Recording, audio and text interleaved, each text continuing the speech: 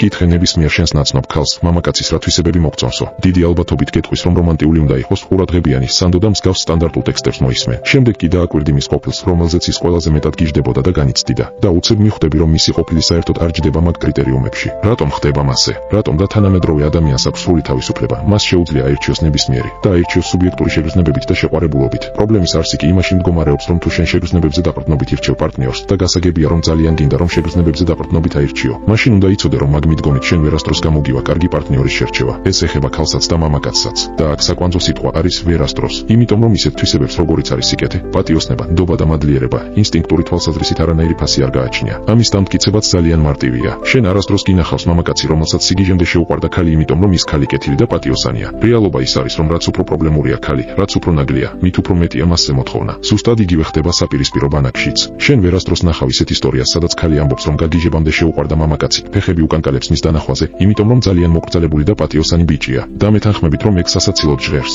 ამიტომ მე გთავაზობთ, რომ სიმართლეს თვალი გაუსწოროთ. ადამიანთა 95%-ს უბრალოდ შეყვარებულობანა უნდა და მათ სულ ფეხებზე ჰკიდიათ შენ კარგი ხარ თუ ცუდი, პატიოსანი ხარ თუ მოღალატე, ერთგული ხარ თუ პათოლოგიური მატყუარა. სამწუხაროდ შეყვარებულობაზე მაგ ყველაფერს არანაირი გავლენა არ აქვს და გაცნობის ეტაპზე, როდესაც ვიღაც შაბლონურად გეუბნება რომ ეს სანდო და გამგებიანი ადამიანი მჭირდებაო, ეგ არის უბრალოდ ღია ტყუილი და სახეში შემოპურთხება. ზუსტად ამიტომ ფაქტებს უნდა მიაქციო ყურადღება და არა მაგ დეკორატიულ სიტყვებს.